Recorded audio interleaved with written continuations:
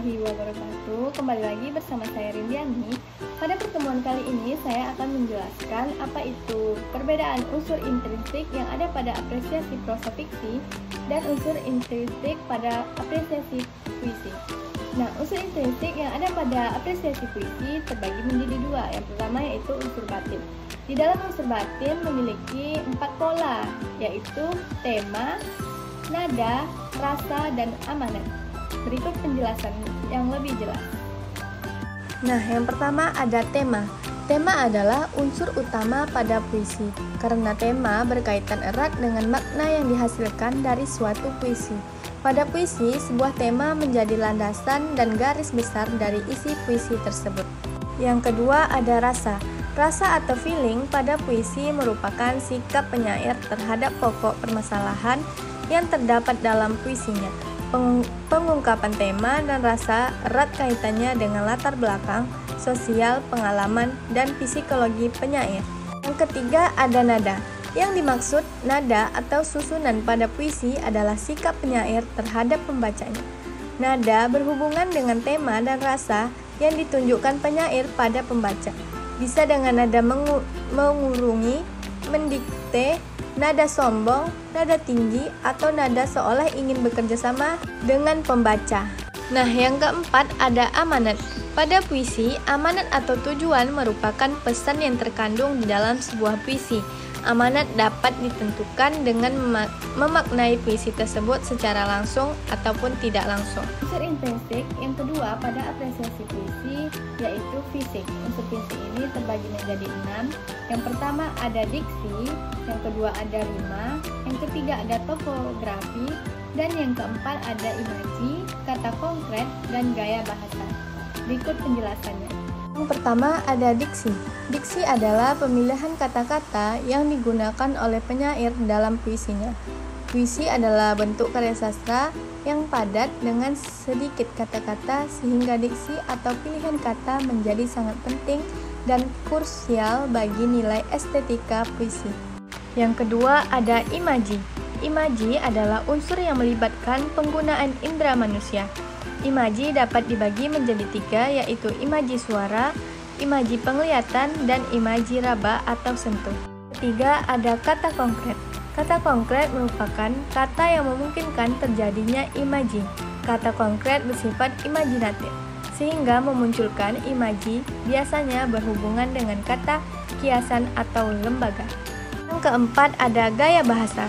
Gaya bahasa atau majas adalah penggunaan bahasa yang bersifat seolah-olah menghidupkan dan menimbulkan makna kontasi dengan menggunakan bahasa figuratif. Beberapa macam majas yang sering digunakan pada puisi misalnya seperti retorik, metafora, litotes, roni, sinekdoke, dan lain sebagainya. Yang kelima ada rima. Rima atau irama merupakan perasaan bunyi pada puisi baik di awal, tengah, atau pada akhir baris puisi. Sementara ritma adalah tinggi rendah, panjang pendek, keras lemahnya bunyi. Dan yang terakhir ada tipografi. Tipografi atau perwajahan adalah bentuk puisi yang dipenuhi dengan kata, tepi kiri kanan, dan tidak memiliki pengaturan baris. Biasanya pada baris puisi tidak selalu diawali huruf besar atau kapital, serta tidak diakhiri dengan tanda titik. Baik, selanjutnya saya akan menjelaskan unsur intrinsik yang terdapat pada apresiasi prosa fiksi. Berikut penjelasannya. Yang pertama ada tema. Unsur intrinsik dalam prosa yang pertama adalah tema. Tema merupakan sebuah ruh atau nyawa yang ada di dalam karya prosa. Tema bisa disebut ide utama dalam membuat cerita, karena tema adalah penentur latar belakang dari cerita tersebut. Yang kedua ada tokoh.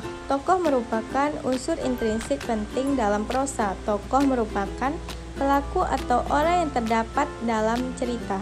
Selain tokoh, penokohan juga jadi bagian dari unsur intrinsik. Penokohan merupakan penentukan watak akar dari tokoh tersebut.